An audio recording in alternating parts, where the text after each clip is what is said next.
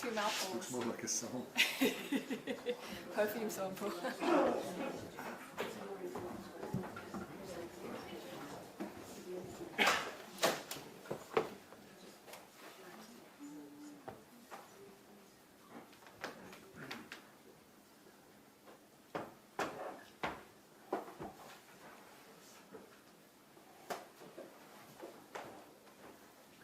Is everyone ready?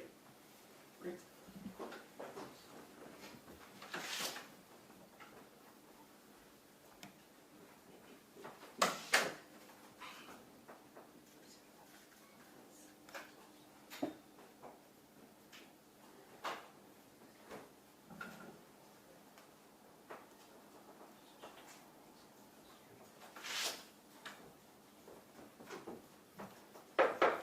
Court rise if able.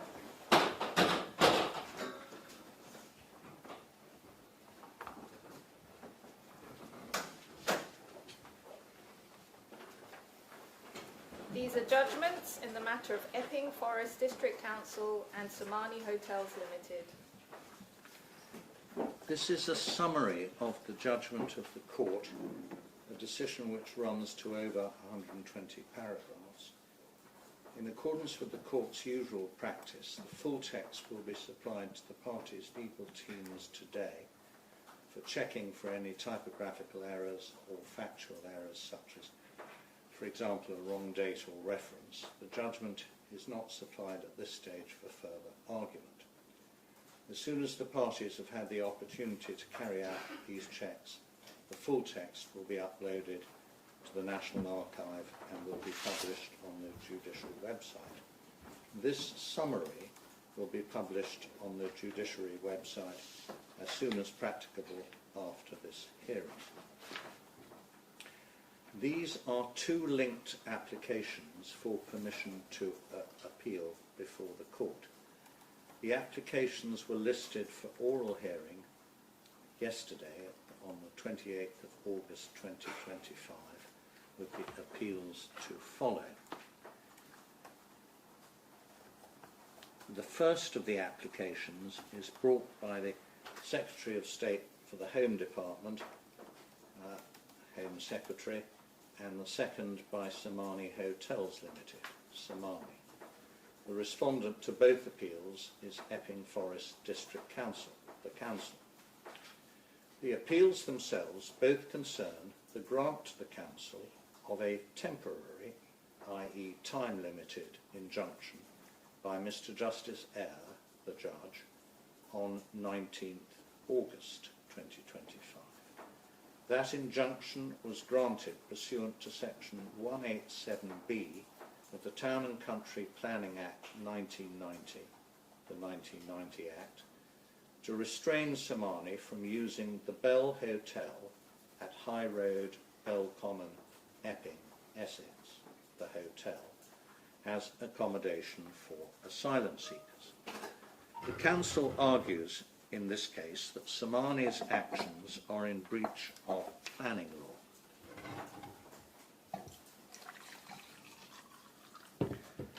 Section 187B of the 1990 Act provides that, quote, where a local planning authority consider it necessary or expedient for any actual or apprehended breach of planning control to be restrained by injunction, they may apply to the court for an injunction.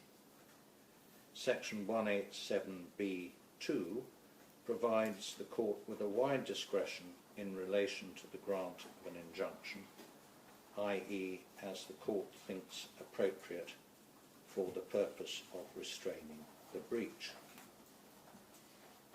The temporary injunction granted in this case was to last for only a relatively brief period until the trial of the Council's claim, at which a High Court judge will consider and determine the Council's application for a permanent injunction and declaration. This is listed for a trial date in mid-October 2025. That is approximately 7 weeks from now. We should say at the outset what this appeal hearing is not about. It is not concerned with the merits of government policy in relation to the provision of accommodation for asylum seekers in hotels or otherwise. The issues for determination by this court can be summarised as follows. A. Prior to giving his judgment on the council's application for the temporary injunction, the judge gave a short oral ruling explaining why he was refusing permission to the Home Secretary to become a party, an intervener, to the council's injunction application. We consider in this appeal whether the judge was wrong to do so. The judge went on, the judge went on to grant the temporary injunction to restrain the continued provision of accommodation to asylum seekers at the hotel pending the trial. In this respect, too, we consider whether he was wrong to do so. Background facts. The hotel is situated on the outskirts of the centre of Epping. It is currently owned and run by Somani. The council is the local planning authority for the district of Epping. The hotel currently accommodates approximately 138 asylum seekers. The provision of this accommodation is under contract between Somani and Corporate Travel Management North Limited, CTM, a service provider contracted by the Home Office to provide accommodation to asylum seekers. This is the third period in the hotel's recent history in which it has been used for the provision of accommodation for asylum seekers. Previously, it was used in this respect, A, between 22nd May 2020 and 4th March 2021, and B, between October 2022 and April 2024. At no time during these earlier periods, between 20 and 2024, did the Council take steps to restrain Somani from providing accommodation at the hotel for asylum seekers. Within the second period referred to above, specifically in February 2023, Somani applied to the Council for planning permission for a temporary change of use, i.e. to accommodate asylum seekers rather than operating the hotel for paying members of the public. Somani did so without prejudice to its legal position that the hotel could lawfully, temporarily accommodate asylum seekers under contract with the Home Office.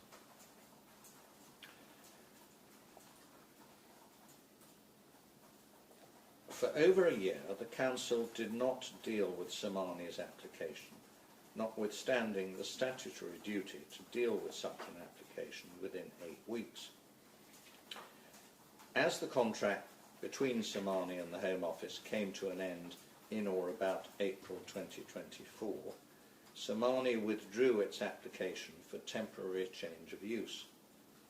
For about 1 year, the hotel was closed. In March 2025, Somani entered into a contract with CTM to provide exclusive use of the hotel for 1 year for the purpose of short-term accommodation for asylum seekers. The Council was aware of this plan and confirmed its agreement to a maximum of 138 residents for the hotel. In April 2025, the hotel reopened, providing accommodation for up to 138 single adult male asylum seekers. The Council informed Somani that it would need to seek permission for a change of use of the hotel. On 15th May 2025, Somani, having taken advice from the Home Office, informed the Council in writing that it would not be submitting a temporary application for a change of use. The Council did not reply. On 11th August, without any prior pre-action notice, either formal or informal, to Somani or the Home Office, the Council issued injunction proceedings against Somani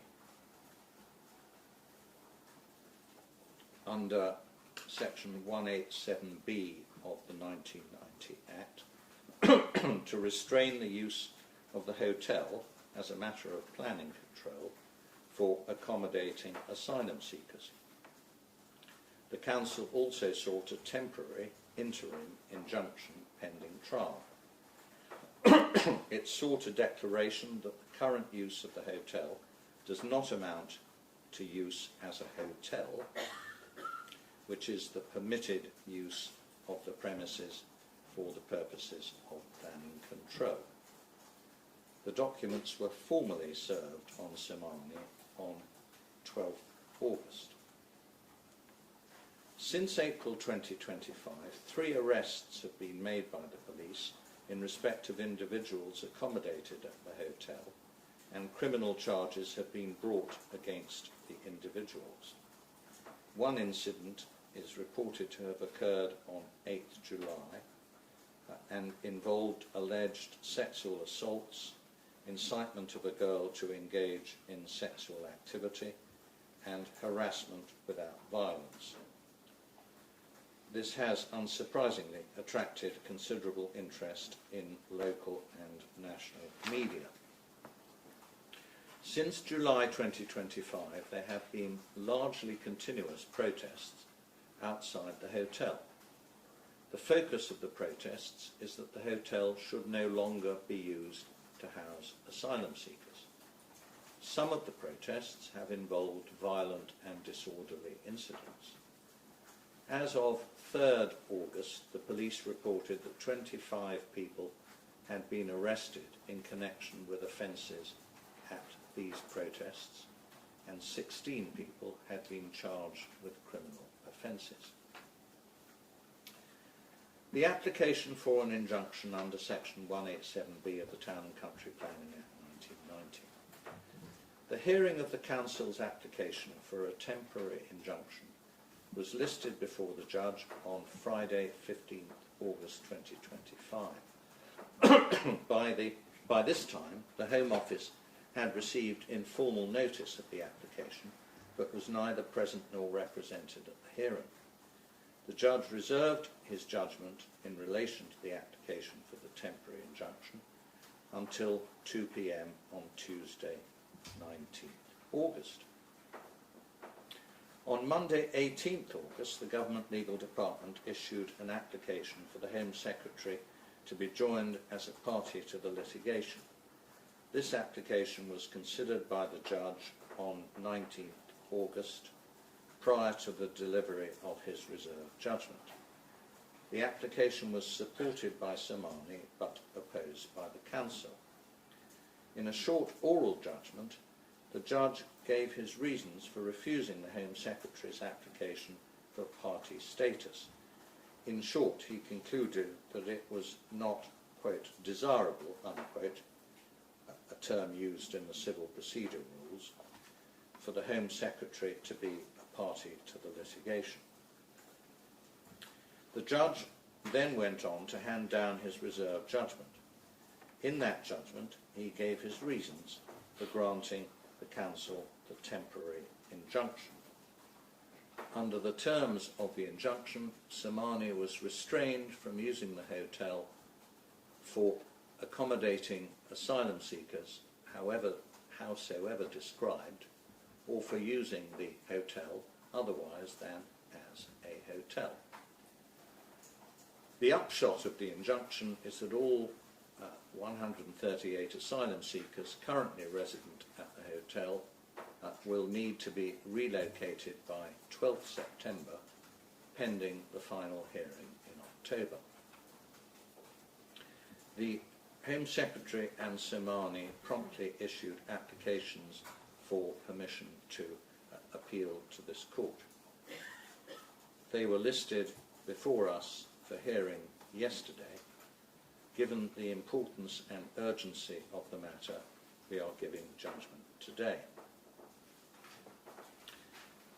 The Court of Appeal's decision on the Home Secretary's appeal relating to joinder as an intervener to the Council's application. The Court of Appeal grants the Home Secretary's application for permission to appeal against the decision dismissing her application for party status, and further grants the Home Secretary intervenor status in the litigation between the Council and Semani. The Home Secretary has clear statutory duties towards asylum seekers in this country under the Immigration and Asylum Act 1999. These include the duty to provide support to them and their dependents, and to prevent destitution among this cohort. Given these duties, in addition to her constitutional role relating to public safety, the Home Secretary is plainly directly affected by the issues in this case, and specifically by the grant or not of an injunction to restrain the provision of accommodation for the asylum seekers at the hotel. On an application for party status, the Court will consider whether, quote, it is desirable to add the new party so that the Court can resolve all the matters in dispute in the proceedings, unquote. Civil Procedure Rule 19.22. The judge failed to give this rule the wide interpretation it required, which led to his erroneous finding that the Home Secretary's application should be refused. He failed to have any adequate regard to the range of issues which would be likely to arise if the injunction were granted. These included, but were not limited to, the significant practical challenge of relocating a large number of asylum seekers in a short space of time, and possibly only for a matter of a few weeks between 12th September and mid-October, when the trial is to take place.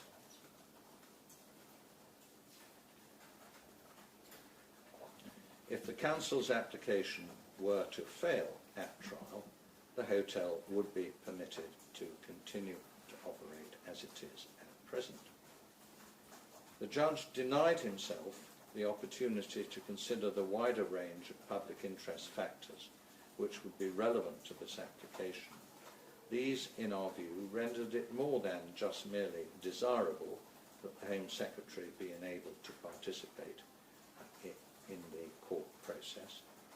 The judge needed to put himself in a position to determine the application from the most informed perspective. The Home Office was in a strong position to provide evidence relevant to the disputes and issues before the court at this interim stage and at the final hearing. We were unpersuaded that it would be sufficient for the Home Office to provide evidence for Semani to file. The provision of key evidence by someone outside the litigation to someone within the litigation hardly meets the expectation of a right to be heard. Moreover, the judge appeared to apply a test of necessity to the question of joinder, which placed the bar for joinder too high. While the judge was entitled to be concerned that the Home Office had applied very late for the Home Secretary to be made a party to the litigation, that did not, in our view, justify excluding her from the proceedings. We turn now to the substantive issue of whether an interim injunction should have been granted. This court takes as its starting point that an interlocutory injunction is a discretionary remedy.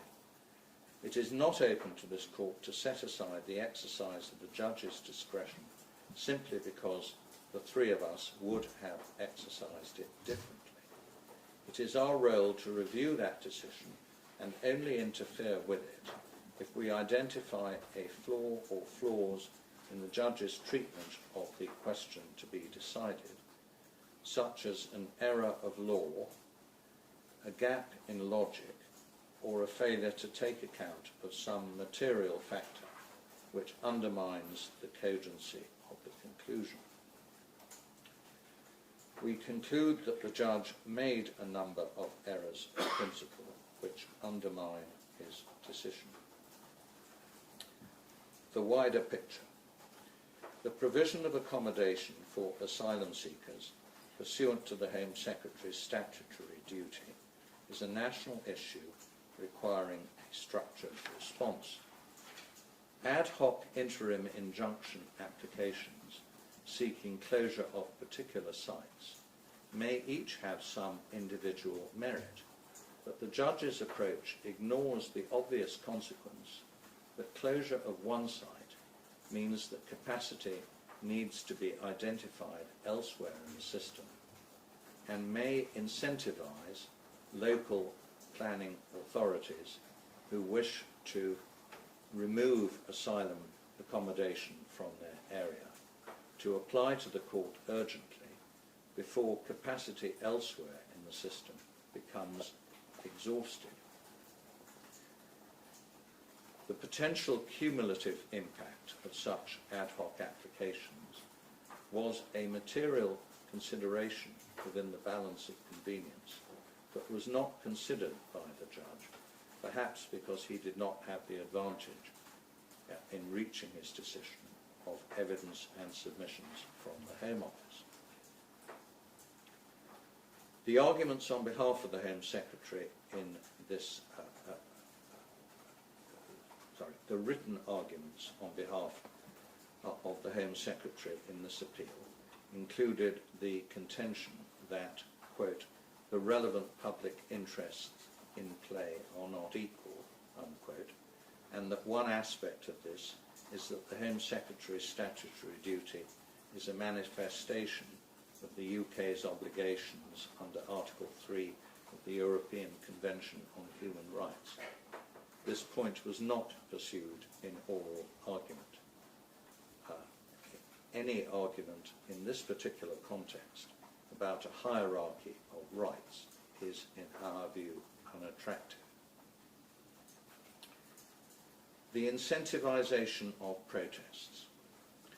We were told by counsel for Epping that the protests operated as a trigger for the application for the injunction. The fact of protests outside a building is not obviously a matter falling within planning control. While we accept that the judge was right to exercise considerable caution before attaching weight to the fact of the protests, including unlawful protests, outside the hotel, he nonetheless gave weight in his evaluation to the fact that protests were occurring and weighed them in the balance as a factor in favour of granting the injunction. These are worrying aspects of the judgment. If an outbreak of protests enhances the case for a planning injunction, this runs the risk of acting as an impetus or incentive for further protests, some of which may be disorderly, around asylum accommodation. At its worst, if even unlawful protests are to be treated as relevant, there is a risk of encouraging further lawlessness. The judge does not appear to have considered this risk, again perhaps because he had denied himself the advantage of hearing submissions on the merits from counsel for the Home Secretary. Further, and in any event, in this regard, the judge failed to consider whether there would have been alternative measures to mitigate the disruption, such as the use of police powers under the Public Order Act 1986, or an application by the council to restrain unlawful protests. Epping's delay. For much of the period of 4 years from 2020 to 24, Somani had been running the hotel as accommodation for asylum seekers without enforcement action from the council. When in 2023 Somani sought planning consent to change its use, for over a year Epping did not process the application, notwithstanding the statutory duty upon it to do so within 8 weeks. The council was aware by 2025 that the hotel was once again to be used to house asylum seekers, and by its letter of 15 May 2025, Somani made clear that it had been advised by the Home Office that a planning application was unnecessary. The council took no steps in response to this letter, whether by issuing an enforcement notice or otherwise. There was no threat of court proceedings. Somani was first made aware of any step of this kind when it received the court papers and the court bundle running to over 1,600 pages, together with a detailed skeleton argument prepared by leading and junior counsel. The tactics used on the council's behalf in this regard were not only procedurally unfair to Somani, but ought to have reinforced the argument that the delay was a significant factor in the balance against the grant of interim relief. Somani's actions wrongly characterised as deliberate. The judge found as a fact that Somani had acted, quote, deliberately, unquote, in declining to seek change of use permission under planning law after April 2025.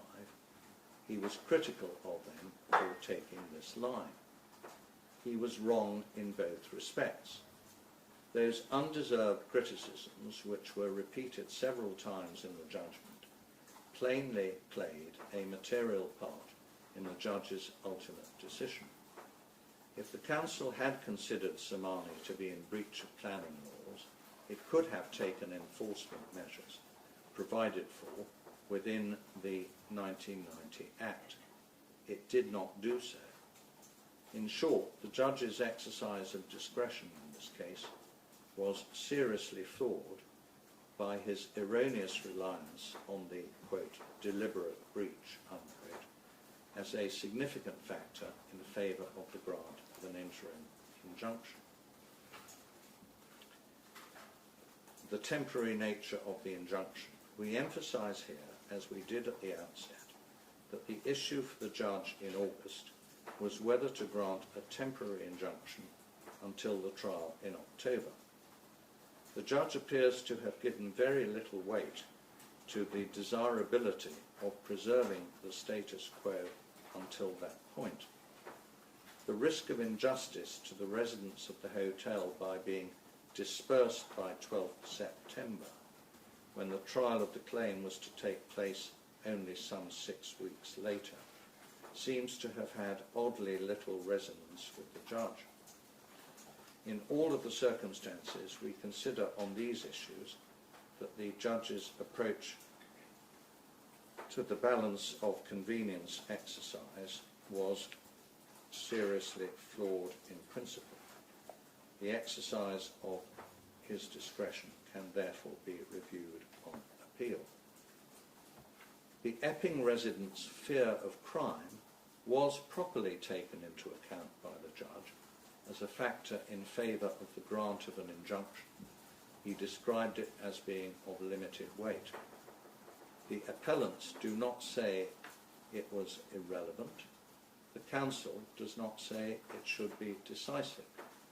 We agree that it is relevant, but in our view it is clearly outweighed in the American cyanamide balancing exercise by the undesirability of incentivising protests, by the desirability in the interests of justice of preserving the status quo for the relatively brief period leading up to the forthcoming trial, and by the range of public interest factors which we have discussed in our judgment.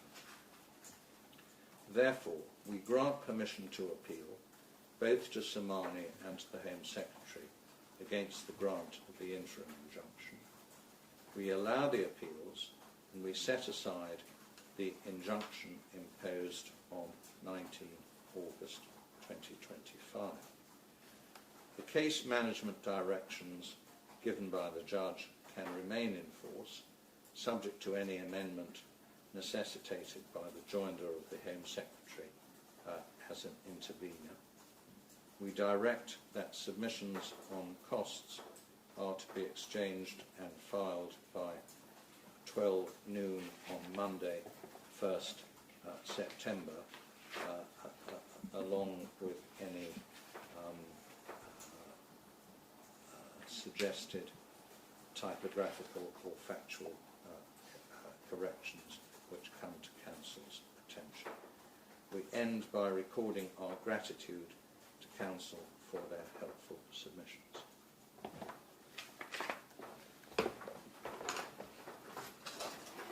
All rise if able.